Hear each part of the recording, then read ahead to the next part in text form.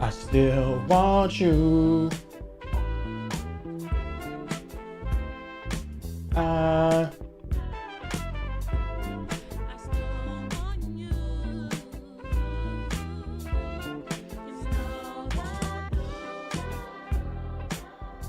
We're going live right now.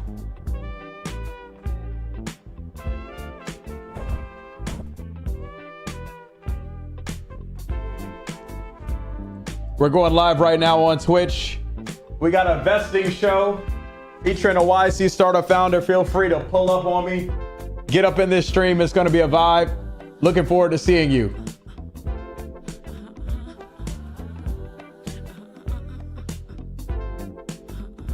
Want you.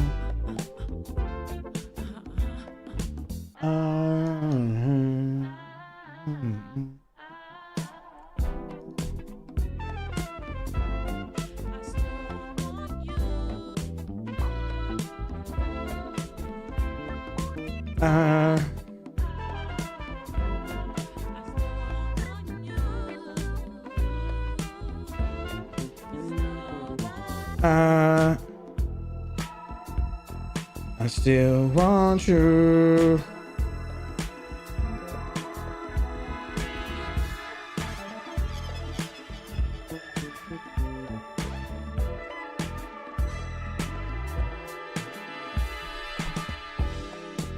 Yo, what's up? What's up, Tendo? Long time no see, fam. How you been, bro? It's been a minute. You been cooking? We grinding, bro. How have you been, bro? We gotta catch up. Want you? Your boy has been grinding for sure. How's the fam? How's your baby girl? She gotta be getting big now. Want you?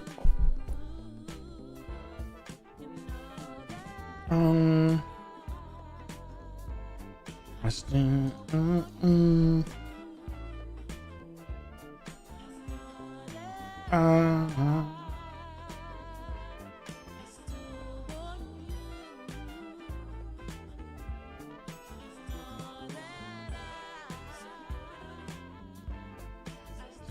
what? What's up, Rand? Excited for the show? Low key, I should bring you on here one day. You could talk about all of your crypto founding stories. How you been, Rand? All right. For all my early birds, appreciate you pulling up. That was Coco Roco.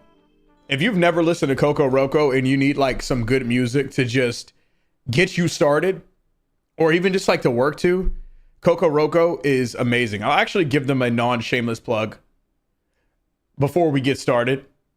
Yeah, I don't know how I'm getting things done, to be completely honest with you, because like your boy is like, I've been out of it today. But yes, as I was saying, Coco Roco is amazing, and I love using them for my starting music.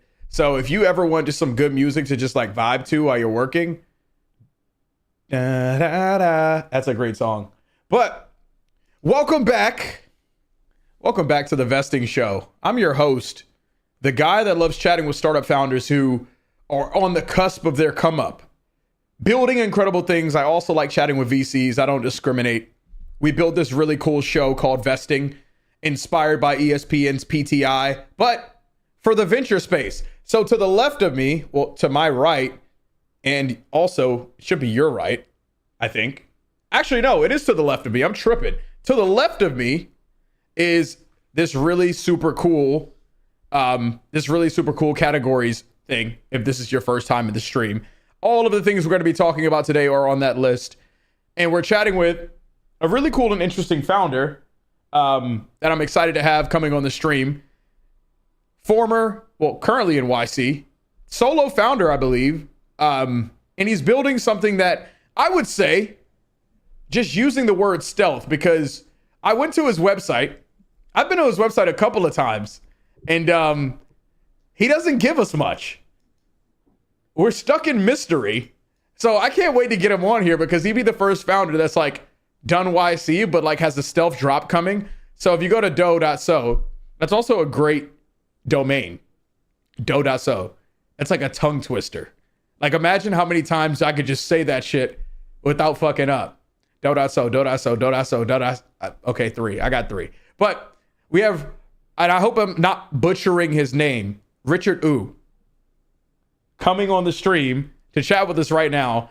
And he's backstage. So why don't we bring him on to the forefront to get the conversation started? Without further ado, Richard, appreciate you pulling up on me from what looks like a winter wonderland or an incredibly gloomy San Francisco. How you doing, brother? Welcome to Vesting. Hello, thanks for having me. Unfortunately, it's the latter. It is just a gloomy San Francisco backdrop. Yeah, I kind of figured you had a little something going on there, but yeah, appreciate you taking some time in the middle of a work day, in the middle of what I believe, I'm guessing is some absurdly cool launch that you're working on. We're going to dive into it, but first I have to ask you, how are you doing? How's the year been treating you to this point? Oh, it's been good. We were in the S25 batch, and things have been extremely busy, but all good stuff. And we're just excited for our general access launch that's coming up tomorrow. That is juicy. I have to ask before we get started, do you have an absurd launch video for this? Do you have a video coming out? Like, what can we expect at a high level from this launch without you going into too much detail? Well, we tried the absurd launch video the first time around when we were catering towards a more enterprise clientele. I think with the general access, really we want to get people face to face with our product. So less cool, more of a demo of showcasing what we can do. I love that. I love, like, the launch videos are great, but I think there was a period of time where it was like a bit overdone. So it's cool to see that like it's going to be like demo focused. And I'm excited for this because when I was going through your YC page, you know, you're giving me the sense of what you're building is almost like a productivity multi-agent suite at large to just automate processes and things in your life. And I have my own reservations and then also the things that I really do think could be super interesting and compelling as somebody who's trying their best to find and hire a couple of interns. So this conversation is going to be fun to be able to dive into, get your thoughts on some things. Let me know. Are you ready to dive in? Yeah, I'm ready to dive in. All right. We are jumping to our first topic. I had to actually stalk your IG page to find a badass photo to start it off because I didn't want to use your LinkedIn one because it looked it's a little bit too professional for the show. I know there's like you're probably like, man, too professional, but can you give us just the story? Who is Richard? I guess the thing that people find surprising about me is that I was born in Nigeria. Wait, lived what? all over. Oh yeah, I was born in Nigeria. That's crazy. My fiance is Nigerian. What part? Lagos, Victoria Island. That's wild. Now I'm gonna have to bring her in here. You're like you're the first Asian person. You're the first Asian person I've ever met that's like born in Nigeria. So you're Nigerian Asian. Nigerian British Asian. That's crazy. Like absurd. Like that's like you have the coolest story ever. I ended up hopping around a bit. So we then moved to like France, Netherlands, Belgium, Germany, then back to China, then China to the UK. So but you have a whole Nigerian passport. Not that we were really considering it, I think, back then, but yeah. I've been asked this a lot, and now that I've done the research, I've realized that you can't actually get a Nigerian passport based on location. So just because you're born there, you're not entitled to a Nigerian passport. Oh, I know. Because that would have been like the coolest. That's like the coolest icebreaker ever. Yeah. I may have used it a few times before, but So born in Nigeria and traveled around a bunch. At what point did you get in this place where you realized, I mean, I don't know, maybe it was before you built or got to the point of building Doe, but at what point did you have that entrepreneurial itch? For me, it started rather early. So I started building things when I was around like 8 years old, basically. Started coding for the first time. And one of the things that I was actually really bad at games. So I started programming because like I was bad at them. So I wanted to create the games myself. So that was my first foray into like software development. And from that, I built a few apps when I was in secondary school, but middle school for you guys in the States, and sold a few of those apps early on. And then at some point in time, I was very deep into this game called Minecraft. Big fan. And as part of Minecraft, you can build servers, but effectively like build business on top of it. And so that's where I sort of like started building, I guess, membership systems and like software for that, and so on and so forth.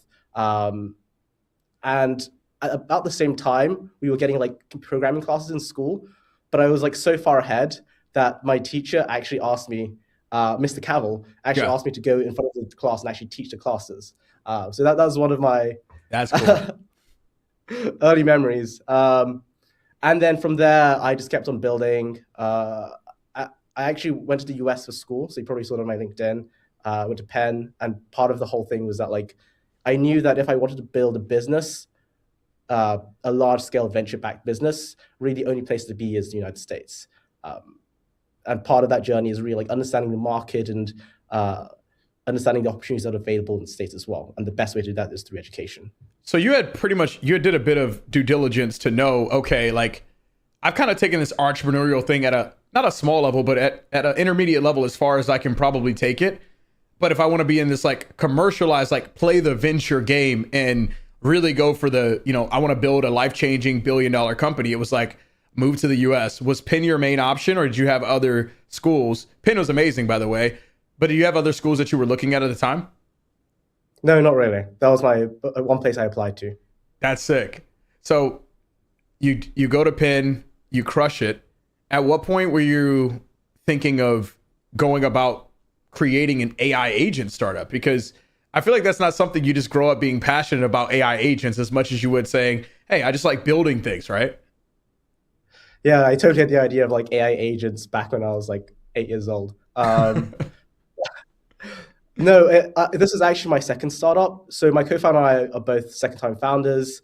My first startup was actually very much what it was initially a B2C startup, and it came about right on the cusp of like 2023 when ChatGPT was like coming out and whatnot. The question then became like, what is the world like post AI? Like, Yeah. where does the value of like humanity lie? And so the thing I was sort of leaning into more was creativity, and that creativity would be the new source of power. There didn't really exist an operating system or the way that I foresaw it. Yeah. And I so went about building a platform for that to help connect people's talents, the creative talents, towards opportunities. And that evolved into a marketplace, standard like B2C motions, double-sided market, super hard. And at one point in time, we decided to pivot to just B2B, selling Yeah. to the businesses, made the investors happy. And when we saw an exit opportunity, we just took it and left. I feel like that's the way to go. When I was building my startup in 2021, we raised, and soon after the industry we were building, which was like the intersection of like crypto and payments and gaming actually, it like fell off a cliff, and we went from like 50K monthly recurring revenue to like almost virtually nothing, and we were like, well, we tried pivoting a couple of times, didn't work, and we were like, okay, like we should probably like just wind things down, return funds, and like jump to the next thing. But it's cool that you guys are both second time founders, because the odds of creating a successful company or like a unicorn startup go up tremendously. Was your current co-founder a part of the original team, or did you guys meet separately? We met separately. So we met through this program called Z Fellows. Yeah. And this was like 2 years back, maybe now. He went through Z Fellows. I didn't end up doing Z Fellows, largely in part because we had fundraised already and it didn't make any sense. But then from that, we ended up catching up literally earlier last year around, I think, like March over dinner. And we just started talking about new ideas. So at that time, he was at Brain Trust and I was at Vappy, and we were both looking for new opportunities as well. And we kind of align on a lot of like what I would call like checklist items regarding what we thought would make a durable business in the long run. And we thought like, why not why not build something? Yeah. And about around the same time, the YC deadline was coming up, and we thought, let's just send something off. Yeah. No harm in trying. And neither of us had really applied to YC before, and so we sent something in. 1 week later, we get a call. We're in. Then we did YC. That was basically it. That's insane. So it was like, we're going to dive into that a little bit. That's like shot clock, beat the buzzer. We don't know what happens, but we're just going to fucking apply anyway. But before we go deeper on that, because I want to learn more about your experience, I want to know more about Doe.So. I mean, at a high level, I could find out that you guys solve and do all of the things that I don't want to do, which is great, like all of the boring stuff. But give me some just insights, like where'd the idea come from? What do you do at large? And whatever you could even share about this countdown to tomorrow, because I'm excited. I didn't know if you even aligned that up with the stream coming on, or if it was just like right timing, right moment. Right timing, right moment. Sometimes the universe has a calling, and this has just happened to be in the right time and place. Yeah. But in terms of Doe, so the story really started when we began walking to businesses, and the way we approached building, the initial idea was like, okay, we don't really know what we want to build, but we know we need to solve a pain point. And so we literally spun up like an Excel website, went on Clay, ran some automations and enrichment, and it came up with a list of like local businesses in SF. Yeah. And so we literally walked into them. These could have been like dermatology offices, dental practices, law firms, and simply asked the folks at the reception and in the back office, like, what are challenges you're running into on your day-to-day? After a few iterations, we leaned into back office workflows, in particular like dental offices. So that's where we sort of created, that was our initial wedge into the market, was through dental offices. But then we realized actually the challenges we're facing were much more broad. Like if you can automate the complex workflows in a dental office software-wise, then you can really automate anything. Yeah. And from there, we started expanding across verticals. And initially, our focus was entirely enterprise. So even when we raised our initial round before demo day, it was on the premise that we were building for enterprise customers. But as we were building the product, we realized the potential and the market opportunity is much larger than we had initially anticipated. And by solving these complex workflows to begin with, we became really good at solving them in other cases as well. And so really the launch tomorrow is us opening up access to the product and the platform for really anyone to use. It could be like solopreneurs, could be folks just working in GTM at a tech startup, really any kind of demographic. So at a high level, you took this, I mean, you go from B2B to where now it's like you can be B2B, but you can also be B2C. TAM is much larger market opportunity to get feedback on what's being built. When you look at kind of the early work you guys did, leveraging Clay, knocking down doors in dental offices, what stuck out the most about those early moments and feedback that made you realize that, okay, even though there is something here with dental offices, for us to take the next step as a company for what would be required for, eventually raising a Series A and beyond, we kind of need to go in a different direction, even if we did raise on the premise of being this enterprise solution initially? If I get your question, like what are the things that basically stuck out in initial? What insights did you gather that made you realize that pivot, not really a pivot, but almost like a direction change was needed? I think the big thing was more so enterprise. We knew this beforehand, is that like enterprise sales cycles are long. We can simultaneously pursue enterprise sales cycles while leaning into more short to medium term opportunities as well. And that by not chasing them, then we're losing out on a large market opportunity otherwise. And there is also levels of uncertainty to these enterprise contracts. Like a lot of folks talk about like, oh, well, you just signed like $1 million contract, but is that going to be recurring next year? Are they going to churn? There's a lot of questions around that as well. And so it's not as like straightforward. And I think for my co-founder and I, our focus is building the best product possible. Like something that people genuinely find useful and is high value to their day-to-day. You give off, and you're a very articulate and talented speaker. And I don't know if this like also has yielded you well in creating content for what the new version of Doe would be. But I remember watching your launch video, like the launch video that went out for YC when I was doing my research, and I was like, "Yeah, this guy sounds great on camera, looks great on camera."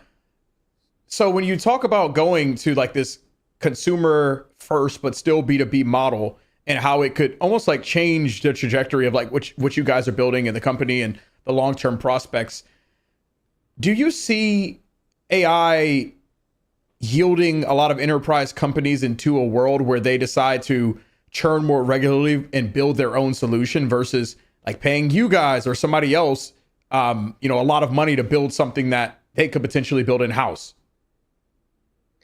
I mean, that's definitely a threat to the market overall. But I think at least from my experience, what I saw working at Vapi or in the voice agent space Yeah. was there was definitely a segment where um, really the either end of the market. There's like fully self-serve and there's fully like enterprise where a consultant goes in and builds a custom solution for you.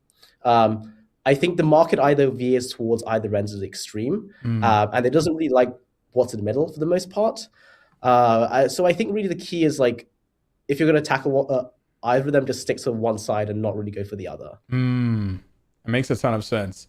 Now I'm gonna bring you back to YC and switch gears because you went and you did YC in summer of 25. So since then there's been fall and now we're in the winter batch. So you've had some time post YC to kind of just really lock in on building and like get out of the noise of going through the process of YC and the euphoria. When you look back on the YC experience, what was the most impactful part of the entire batch for you? I think candidly, it was the forcing function that YC provided. They give you 2 months to build and test your product and then go fundraise. You can achieve it proves that you can achieve so much within that short time frame. Yeah. And in some ways, I kind of miss that as well. But in other ways, we definitely were very rash a lot of our decisions. And looking back, it's like, oh, I wish I had more time to think about this or strategize around this, right? But it's a proof point. It's like you can do things in a short time frame. So that's I think number one is the fact that it acts as a forcing function, and number two, I would say, is about the community. Like YC is a phenomenal community. It's like you make lifelong friends who are now on this similar journey to you. And that's immensely impactful because founding a startup is oftentimes extremely lonely. Insane. Yeah. And you need folks that support you no matter what happens. So I think that like that's probably the two most important thing. The third is I think YC lends a very strong brand image. Yes. Certainly for our fundraise this time around, it was much easier than what I'd experienced previously with my previous startup. Yeah. Like before demo day, we were 150 calls back to back in 1 week, and it was just done. That's insane. Like it was all inbound. There was no outbound at all. That's nuts. I know that they talk about, okay, well, like YC startups, like you can raise easier, but 150 calls in 2 weeks and closing around that quickly. 1 week. And in a week. So you were literally on 15 to 20 minute calls back, boom, boom, boom, boom. How long did it take you to get a lead for your round throughout that process? Like the first day. Oh, that's nuts. Did you guys have a crazy revenue at the time? Was it legit? We're building something really cool. You demo it and it just aligned with investors. I think probably both. I think about this sometimes. I think you definitely have to have both, but I think investors also acknowledge that it's early on in a startup's life cycle. And candidly, what all of these bets are effectively moonshot bets. Yeah. They're betting on the founder to be able to do something that no one else can. Yeah, and I'm sure that's something that I can expand on later as we get into like the startup advice section. One question I want to ask before, because I think it might take our 2 minutes, it might not, but you recalled you and your co-founder putting in almost this like last minute application into YC. You get in. Can you just like share more of the story behind it and just share some thoughts around what you believe was like the key factor or rationale behind how you guys got accepted, being one of the last applications probably through the door in what seems like a week's time? Yeah. I the surprising thing is neither of us thought we would get in. Even up until they do the interview and then they do a follow after the interview and called into the YC office, which apparently isn't that common to begin with. But we were called to do an in-person interview, and we thought we've like flunked it because Yeah. it went 20. These calls, these interviews are supposed to be like 10 minutes long, and Oh, can you hear me? I think I might be losing you a little bit. it's like we're not expecting anything. Let's just recommend and see what can he try. Can you hear me now? Oh, did we lose you? Damn, that was the question, man. Chat, can you guys hear me? Do I sound okay? Oh, I think Yes. I think you're Okay. back. I rejoined. Is this better? You sound good right now. It got laggy like as soon as I asked you the question, and your face wasn't moving, and I was hearing every other word, but I missed most of it. To be completely honest, I'm sorry. Okay. I was just saying that it honestly took us by surprise. We initially didn't think we would get in. We were asked to do an in-person interview, which is uncommon to begin with, I think. And then we did the interview. It was like 20 minutes, and these interviews are usually like 10 minutes long. And we were like, oh, I guess like we didn't get in. Let's just go home. Yeah. It was actually one moment, and I didn't have my laptop, and so I had to rush out and grab my laptop, which was like sitting on a table outside. And I came back into the interview and was like, okay, here's a demo. That aside, it was like we didn't expect it, and then like literally like 2 hours later, we get a call. We're like, oh, they just want to like ask more questions. So that's when you're like, oh, we might have cooked. Yeah. Lo and behold, it was actually just saying, oh, you guys got in. I was like, ah. I remember I still have a recording of that video where I was just like, just surprised at the fact that we made it through. But thinking back, I would say, I think what they're really looking for is, a record of history of being able to perform and being able to execute in terms of building a business. Yeah. But also, I think one's ability to really rationally think through the steps and approach of how they can tackle the business and the challenges that they might see. And I think that's probably what we did very well. Like in the actual interview, and the reason why I took 20 minutes is because we were explaining to them precisely like how we would tackle challenges. But it just came off as, I guess, from our perspective, it felt like we were yapping. But yeah. No, I mean, yeah. So I think those are probably the two key factors. It's so crazy that like you were like probably the second or third founder. It's like, yeah, we just kind of did it. And we just thought we were cooked. We didn't think there was any chance that we were gonna get in. And then boom, lo and behold, you're like, oh yeah, you're in. You were impressive. Like, thank you. So I just find it funny that like there's multiple founders that I've chatted with that are just like, oh man, we feel like we just completely just fucked that up. And then the whole time the YC partner's like, wow, these guys, they fucking have it. Whatever it is, they have it. So let me just like, oh yeah, we want to ask more questions, and boom, hey, I'm calling to tell you, pack your bags. You're going hunting with YC for the next 2 months. I love it. That's basically how it panned out. Well, now I'm going to like not drill you with as many in-depth questions because we're moving to one of my favorite segments, which is sponsored by Warp. Warp is the AI native employee management and payroll solution. We call this the Warp Speed segment, and it is a Warp Speed segment because you are going to be answering some lightning round questions. 5 questions. You got a minute to do it. Let me know when you're ready. I'm going to drill them at you, and I'm excited to hear your thoughts. Okay. Also, before we start, not sponsored, but you are not sponsored by Warp. You are not sponsored exactly. by Warp. No, not sponsored by Warp, but like Warp has been great. You use them? Actually, yeah, we use them. We at the very beginning of the batch, we were like, we're gonna find like a a payroll solution, and Rippling was taking too long, and then Warp was like, we're just gonna set you up in like 5 minutes, and it was done. See what I'm saying?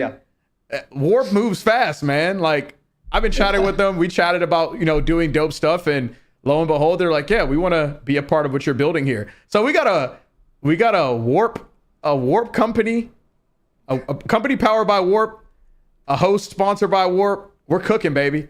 Warp Speed segment. Let's go. First question. Would you rather bootstrap to 1 million annual recurring revenue or raise 5 million in seed funding pre-revenue? Uh, 5 million, like, dude. Say it one more time. I think I lost you again. Oh, 5 mil. Okay. Would you rather over obsess on product or over obsess on distribution? I would over obsess on distribution. Okay. Would you rather hire your first 10 employees or replace your first 10 employees with AI? Hire my first 10 employees. That's a great answer. All right. What would you rather do? Move fast and break things or move slow and never break trust with customers? Oh, that's hard. It depends on your customer demographic, your ICP. Move fast. There's a large market out there. Someone will buy it in the end. All right, last question. Would you rather have one cracked productivity AI agent or 3 senior cracked full-time devs? 3 senior cracked full-time devs. You have some great responses. My favorite one was the higher 10. I feel like you hit that spot on. You look like the best CEO ever, because I felt like there's gonna be somebody that comes on and will answer one of those questions. They're like, yeah, I'd love to replace half of my staff.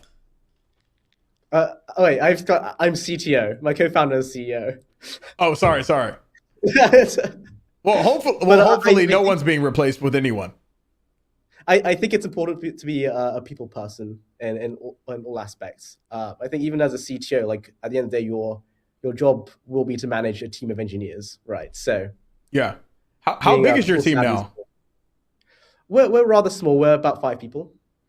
Okay, so you got 5 more to go before you get to 10 and start replacing one by one with AI agents. I'm trolling. I'm completely trolling. I'm sorry. Oh my gosh. All right. Taking you to the next segment.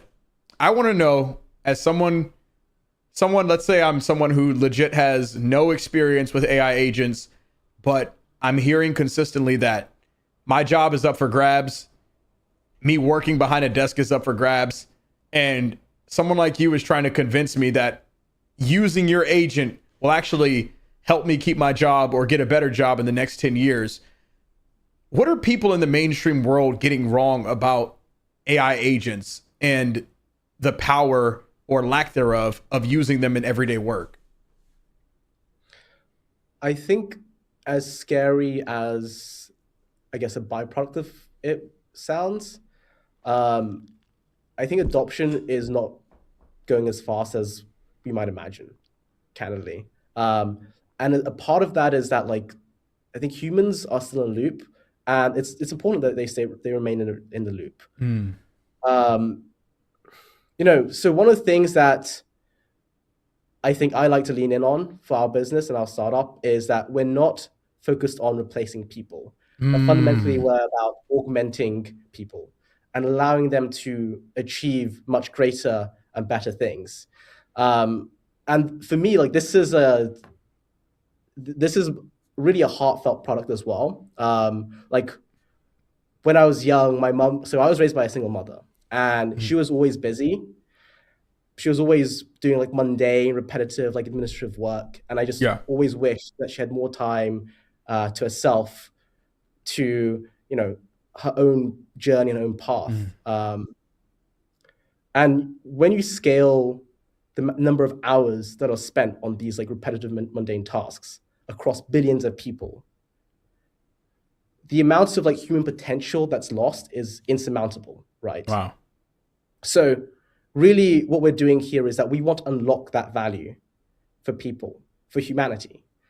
And I like to see that our mission is to enable people to achieve that. And that there shouldn't be any fear of using AI as a tool to help you achieve your goals. And that one way that you should be looking at this is about, like, you're now freeing up hours that you previously locked up doing boring things.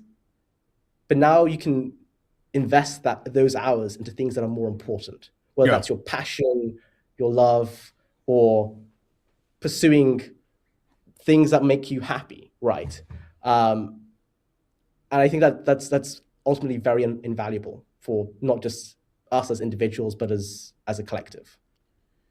I feel like you just answered that spot on because I don't know. I was chatting with someone not too long ago and we were talking about why AI hasn't hit from a marketing perspective outside of like using ChatGPT to be more productive or, Claude or one of these other agents. But like when it comes to workforce, it's like, and I'm not going to say this is just a product of YC companies, but a lot of founders kind of take this mold or thought process that like AI should exist to replace people in their jobs. It's like, yeah, good luck trying to sell AI to, the guy making $120,000 a year when it's like AI to replace blah, blah, blah of the workforce.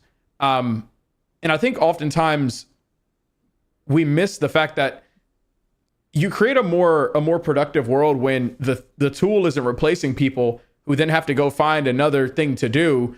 But it's almost like your tool it becomes empowering to people to be excited about thinking about what their future could potentially hold as a byproduct of being able to use technology to your point, give people their time back instead of replacing livelihoods in general. Yeah, that's precisely it. That's precisely it.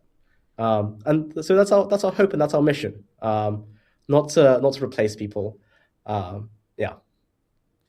Well, I think a lot of people are gonna love you for that because probably 1 in every 5 AI companies, their goal is to just replace somebody because it's like, oh well, you no longer need this person to do this thing, and we could go on all day. But I think with that type of a vision, you guys are gonna do well in the long run because you give off that you are like you're a company that is built around empathy and understanding that not only just the people that work for you, but anyone who would end up being an end user needs to see and feel empowered by the product instead of thinking that like this thing might replace me. And who knows? You don't know how people will use it. Maybe it does end up replacing somebody, but I don't think that can be the mission going into like what the product looks like. Yeah. So it's well said. Very spot on. Spot on. I mean, I'm excited for the launch tomorrow. I'm like, damn, like I gotta see what's being built. See what me and Camille can start getting our time back because we have some administrative stuff in the background. So I will be bugging you to get access or if it's open live to the public. But yeah, I love that. Now to jump into no, go ahead. Oh, sorry. No, I'll just say like, you're right. Like empathy is part of empathy is listening to what people want. That's the YC motto. Make something people want. They're like, oh, how do you get into YC? It's like, simple.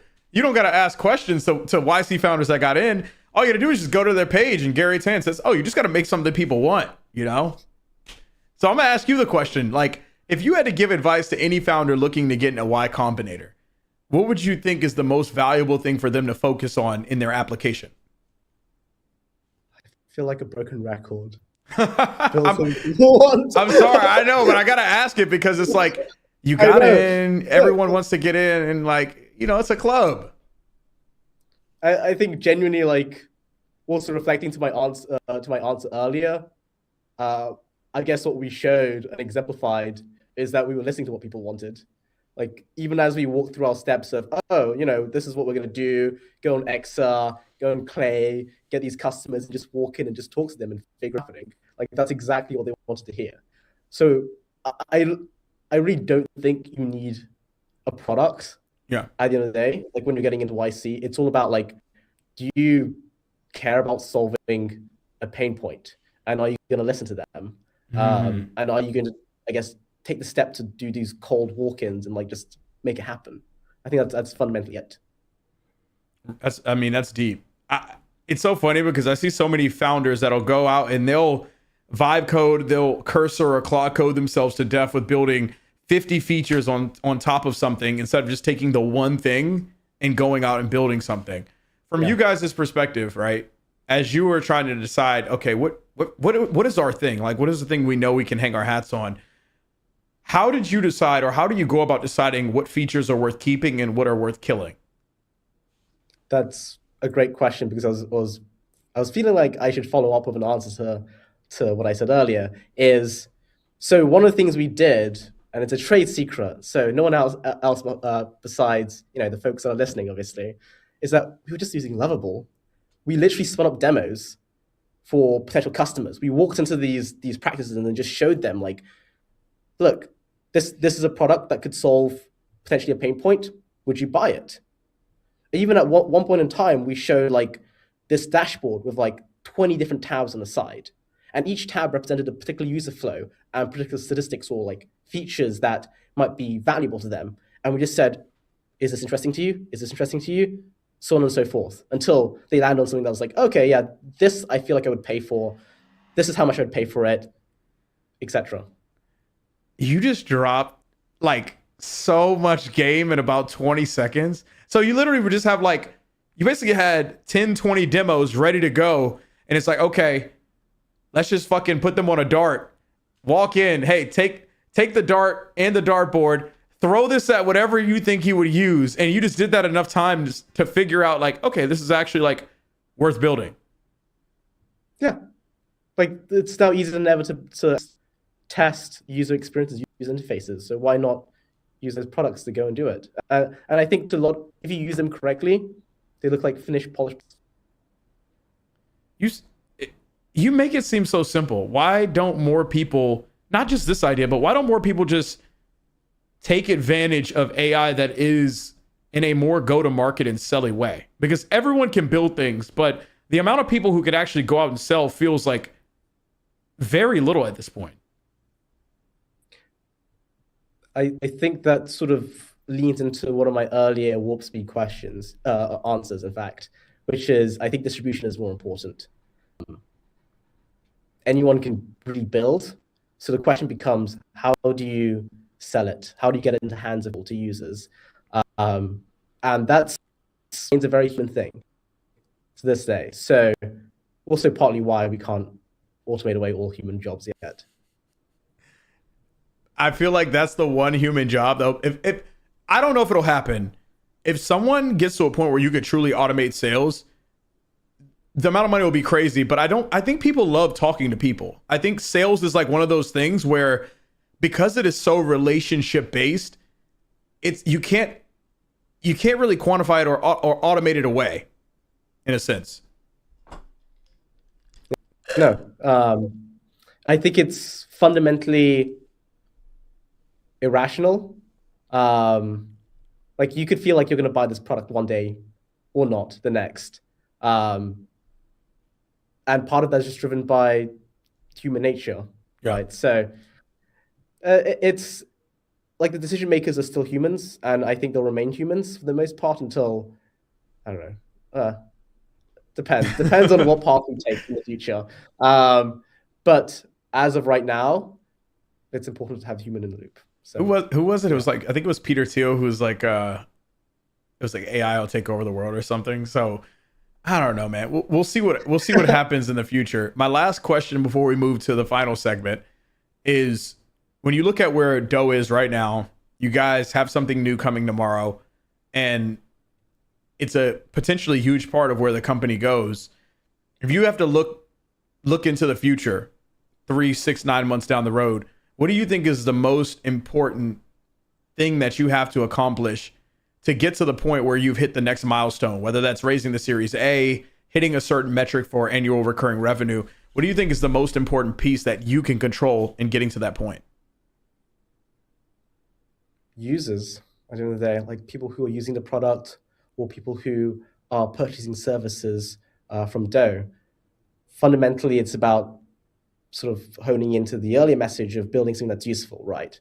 If people find it useful on a day-to-day, they're going to keep using it.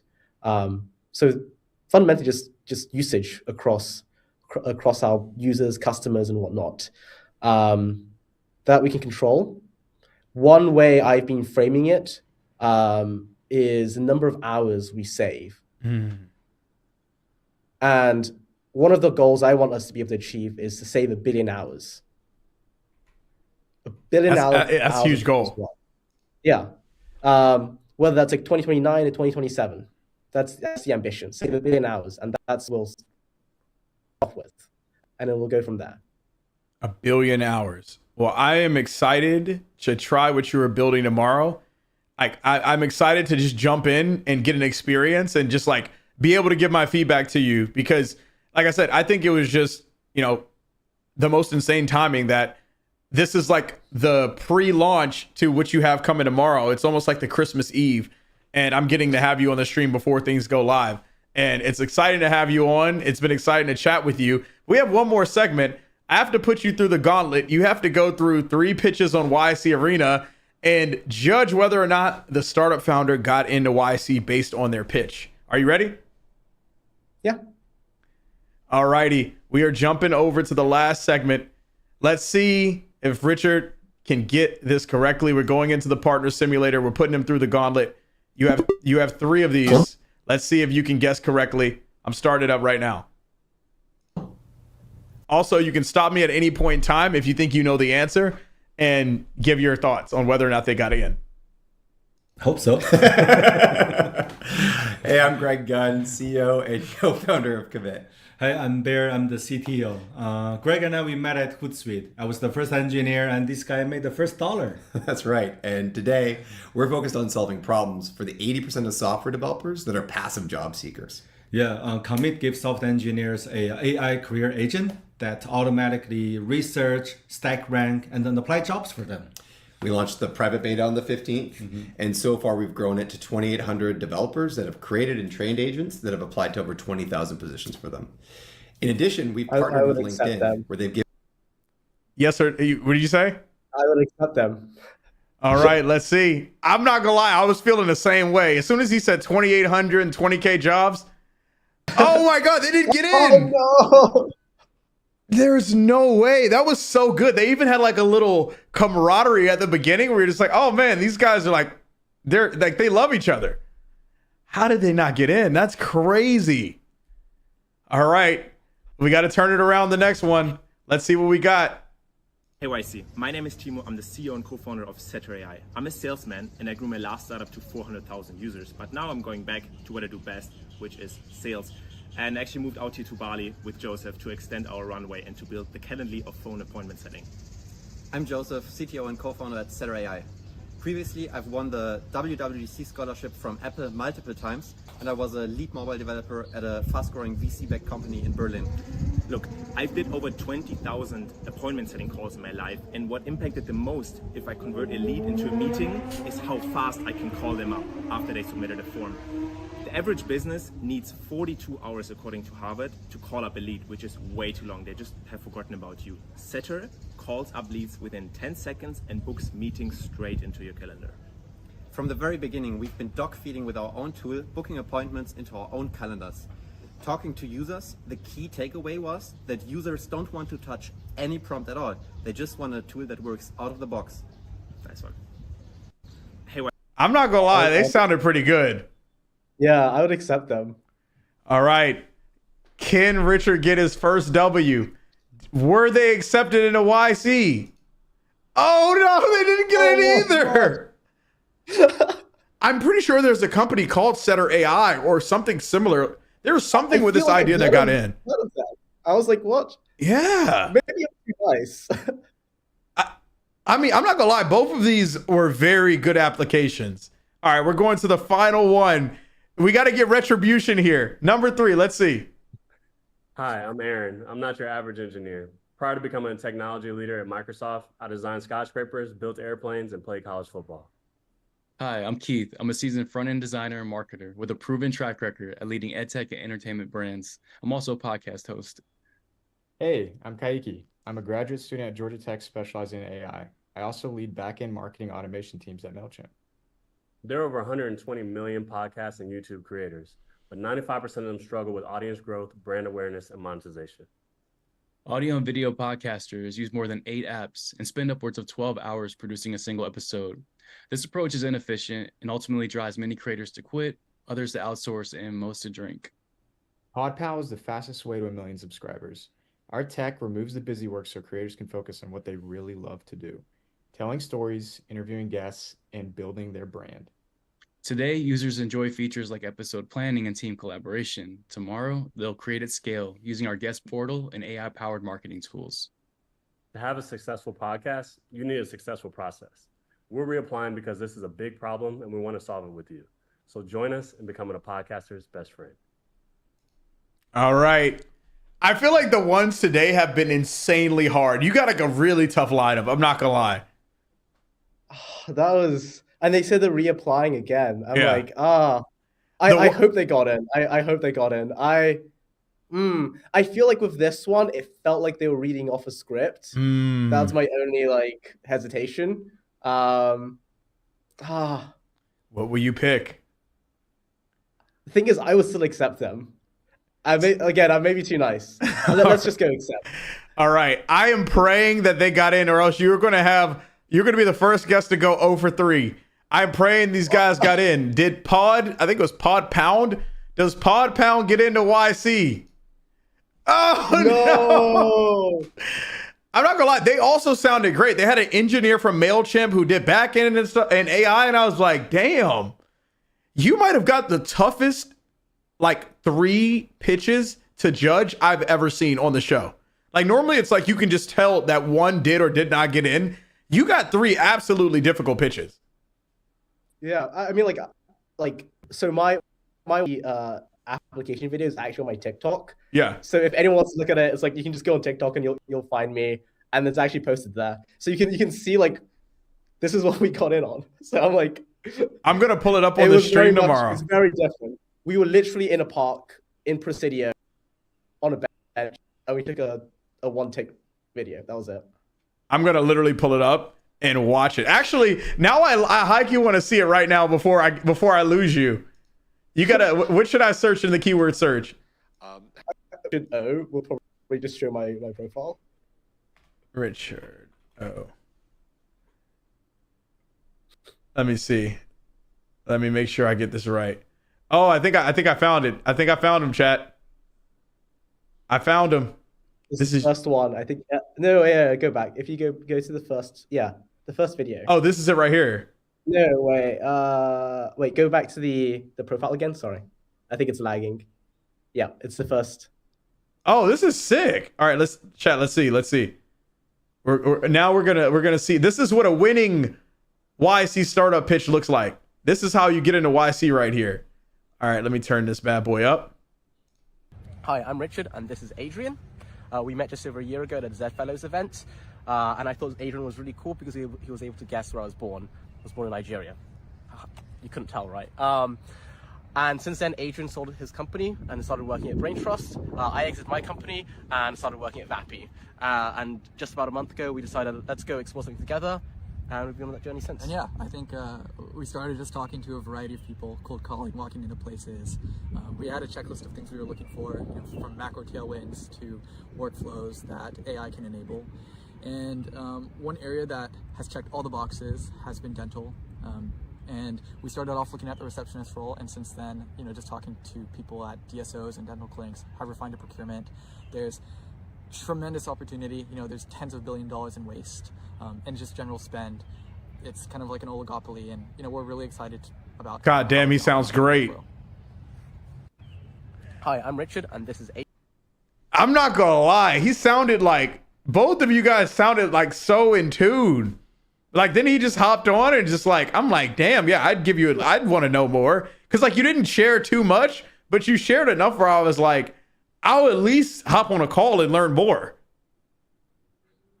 We had no script. We just took out our camera and recorded it, and that was it. Just pure vibes. I love it, man. That is so sick. You're the first founder too that actually like offered to just be like, hey, here's my video. I post some of the content on TikTok and Instagram, so people can always just go find it too. I'm dropping you a follow on here. Well, Richard, it was a pleasure having you on the show. Like you were literally fucking awesome. I'm excited to try the product tomorrow, and hopefully I'll get to see you in SF. Next time I'm out there, I'm gonna host a dinner. I'm inviting you, and you must come. Please, let me know. Thank you so much. Thank you for having me. Thank you. Take care. Cheers. Take care. Bye. Dude, he is awesome, chat. That was just super dope founder, man. We've been getting some. Bro, aged like 5 years through YC. Put him through the ringer, man. That's crazy. No, I'm not playing CS2 anymore. Maybe off stream, but like I'm never going to stream it again. The gaming days are over. Yeah. I mean, he was crazy. I'm not going to lie. He was a really... And that's the CTO. Like, there's not often you get CTO vibes where the CTO's like, damn, bro could have legit... He could legit be a CEO the way he speaks, bro. That's why I like when I was chatting with him, I like kind of messed it up. I was like, are you CEO? Doe.So with the CTO. Boom. Good episode. So no script is the way to go. Yeah, what I took away from it is like no script. I think it also helped that him and his co-founders that had previously exited companies, like they kind of gave like, oh, like Himothy vibes. But you know what was the most, probably the most compelling thing that he said that I don't think people take enough advantage of was when he said all they did was make demos in Lovable and walk into dental clinics and just show the dental clinics all the feature demos and then pick the best one. Like, I think I'm going to make a YouTube video, a TikTok, like an IG reel or something on that. That is exceptional. Like, that is exceptional foresight, without a doubt. And yeah, I think he, without a doubt, also he got the hardest. He got the legitimately the hardest YC arena anyone could ever get. Because to me, all three of those guys could have gotten to YC for one reason or another. Maybe you can argue like, okay, maybe there was a nuance or two. But I think the only person that would have guessed all three of them would have gotten like incorrect would have probably only been Philip. To me, Philip was insanely good at YC Arena. He probably would have been the only person to get all three of those correct. But that was crazy. Like, legit a fucking vibe. Every time I host one of these, I'm like, man, we probably are never going to get a better guest than the previous guest. And then every time I'm like, yo, that guest was fire. Like, what the fuck?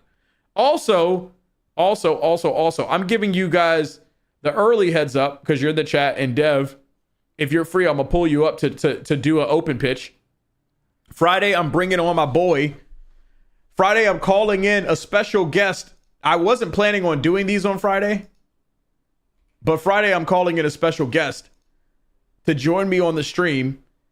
We have one of my really good friends, VC over at Lobster Capital.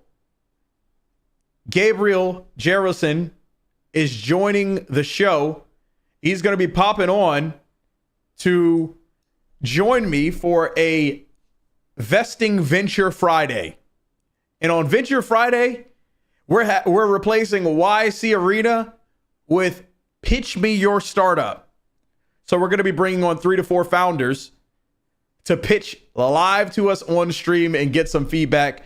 You guys know Gabriel he's the managing partner and founder of Lobster Capital. They invest specifically in YC startups. And he's looking for some founders who are YC aspirees to pitch live on the stream. So we're going to be bringing him on Friday. Should be a lot of fun. And you had him on your pod, the GOAT. I didn't pitch him at all, though. Well, I'll have you pitch him this time. But yeah, he's super dope, man. Super nice guy. I'm saving my Fridays to be like VC based residents. Will the layout work for that? Yeah. So Camille, the way I'm going to make the layout work, what we'll do is I'll have the 2 cam screen like this. And then what I'll do is I'll add another cam in the middle. So like the big cam in the middle will be whoever's pitching. So that's what we'll do to make the layout, to make the function. But yes, very, very solid stream. I would stream longer, but I'm going to be honest, bro, I am backed up. Like, Unc is backed the hell up on stuff, and not in a good way. Like, we got to catch up. I think it was his internet. I don't think it was VMix. Looks promising. Naim, do you remember that platform Looks Rare? Because you put the like quad L's, I was like, huh?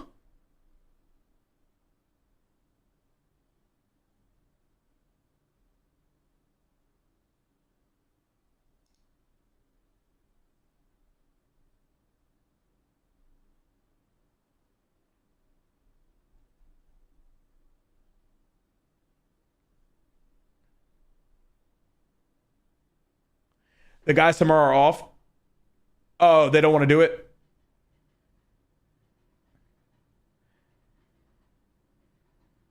Yeah, okay. Okay. Yeah, I mean, we'll see. I might use that as a day off then. The pivot guys, yeah. I might use it as a day off. That'll give me time to plan some stuff, get the show ready. We're going to have Warp branding will be on the stream very soon. So yeah, I can use that as a planning day. In the future, we'll try to see if we can fit somebody in because I don't want to miss, especially in Feb. I want to make sure we get everybody locked in. I think they should, I'm going to be honest, I think they should still come on even though they're pivoting. I think it would actually be really cool to run it with them, but I can understand like you're pivoting. You want to make sure like when you're first on the thing, it's like your best foot forward. So yeah, no worries. But all right, we're going to call it. We're going to call it a night just because, like I said, I gotta catch up on stuff. I want to keep the stream going, but next week it'll be easier once I catch up on things. I am behind on deals. I'm behind on like absurd amount of things. So I appreciate you guys. And also like if you have any recommendations, any things that like you would like to see on the show, any segments, like reach out to myself, reach out to Camille. Have a good night, Ice. I've had 5 ads in a row. Zapple. I don't know if you watch on other places. So I'll do this before we go because if you get a ton of ads and you don't like watching here on Twitch, you can watch in other places too, and you probably would get less ads. So to give you an understanding, we are live on, if you get a ton of ads and you don't like watching, oh wow, we're live on YouTube. So you don't have to just watch on Twitch. We're live on YouTube. And let's say you don't want to do YouTube. We are also live here on X. So depending on where you want to watch, how you want to watch, don't feel like you gotta be on Twitch. We're live in multiple places. I just like using Twitch, but if you don't like the ads, I understand. Twitch got to make their money too. Everybody got to make money, yada, yada, yada. Makes sense. But awesome. We will be back not tomorrow. What's tomorrow? Wednesday? We'll be back on Thursday. Yeah, I'm honestly, at some point, I'm also going to go live on LinkedIn, and we'll also be on LinkedIn.